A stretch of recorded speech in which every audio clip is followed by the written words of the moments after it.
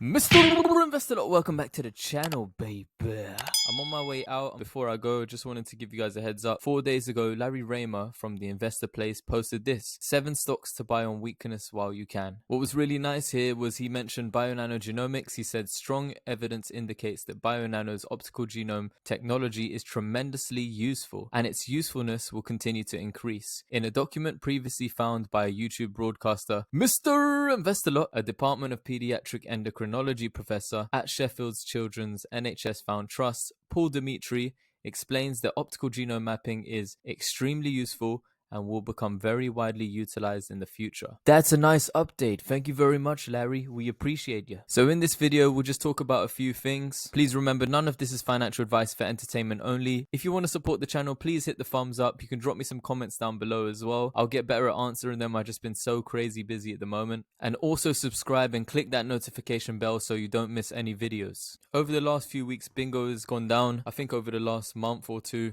or even from August. In August, we had a pop to $4.20 at one point, and it's come back down to like the $1.25 range. Now it's back up at $1.43. During this time, I went all in on Bionano Genomics, so I sold the rest of remaining of my Occidental Petroleum stock. I took I had a tax refund, a tax rebate. So when the tax man gave me some moolah back, I went and bought some Tesla. I sold that Tesla, and then I bought Bionano Genomics. And make sure you head over to my Twitter, because in this time, not only have I grown a beard waiting for Bionano Genomics to pop, but I've also increased my total shares of Bionano Genomics to 50,781 shares. And I believe my cost basis is now $1.59. Over on Twitter, you can also see that I share a few papers that I've found and a few links and connections with, world-renowned research hospitals and some publications that mention optical genome mapping over here in the UK, including NHS publications. So the article that got picked up was mentioning optical genome mapping being implemented in the UK and some of these new techniques being utilized for pediatric disorders. And they stated about optical genome mapping and how it can help children and how it has these extended capabilities that many undiagnosed conditions in children will be explored using optical genome mapping. So all these pediatric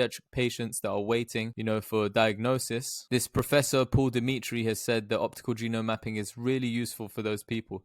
So not only will it improve the speed and the accuracy of diagnosis for rare disorders in children, but optical genome mapping is capable of detecting all classes of structural variants of many disorders. So over in Finland, I wanted you to take a look at this. All of these publications coming out talking about how great optical genome mapping is. All of it's about standard of care and this cytogenetic kind of analysis and assessment, and how optical genome mapping can fit into that. So here, all these guys are coming out of Finland. You can see here Laboratory of Cancer Genetics and Tumor Biology coming out of Finland, the Northern Finland Laboratory Center in Nordlab. And with this one, they were looking at optical genome mapping as an alternative to fish-based cytogenetic assessment in leukemia. So this specific leukemia is called chronic lymphocytic leukemia. So now they wanted to evaluate the performance of optical genome mapping in comparison to fish, and they use 18 samples from patients that have chronic lymphocytic leukemia. So they found out, in this abstract, it says overall the results were fully concordant between the two techniques, gold standard. But they said also that when they done the genome-wide analysis, it revealed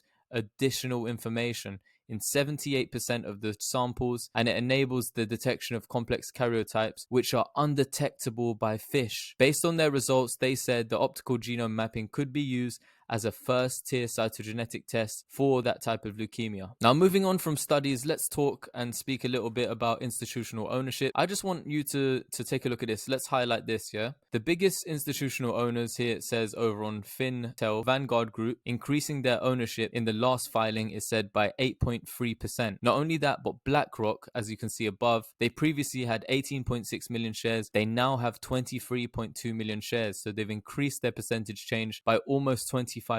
What's even more valuable is looking at some of the people who like to short companies, yeah? So let's take a look at this hedge fund, Citadel Advisors. So they've increased the actual shares that they hold by 62%. They now hold 1.9 million shares, just under 2 million shares. State Street Corp, 10.4 million shares, and they increased in the last filing, they said they increased by 9.94%, so almost a 10% increase. Millennial Management, who had some serious shares before, they had millions of shares, then they sold out of Bionano Genomics.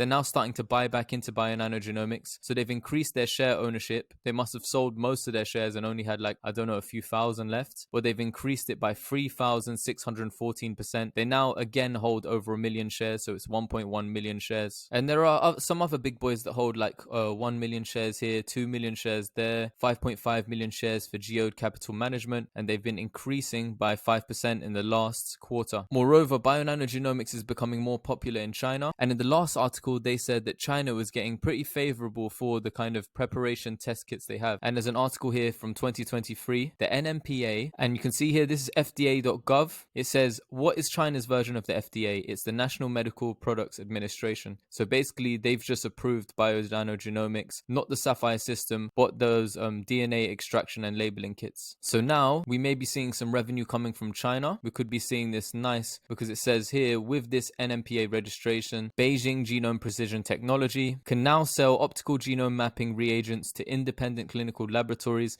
while it waits and seeks approval for Bionano's Sapphire system. A video that you guys should see as well is Genomics England. So go over to Genomics England on YouTube. These guys are running everything to do with genomics in the UK. So now we're looking at these models that are all about prevention now here in the UK. So they're starting to do this newborn screening, and some of the newborn genomes programs and developing the principles are stating these different principles. One of them says that they can include the genetic variant in the screening program if it's pre-symptomatic or early treatments for the condition has been shown to lead to improved health outcomes for the child. So more recently, you've seen lots of gene therapy for children. Some of them are getting improved, and they're the most expensive drug in the world, or the most expensive therapy in the world, where it's £2.6 million for one injection. But that one injection means that the child will not have the onset of a particular disease in the future. Later on in the year, they said that Zolgensma was covered by the NHS, and it cost £1.8 million per single dose. This was made available when the NHS struck a deal with the manufacturers Novartis Gene Therapies in March. So now back to newborn screening.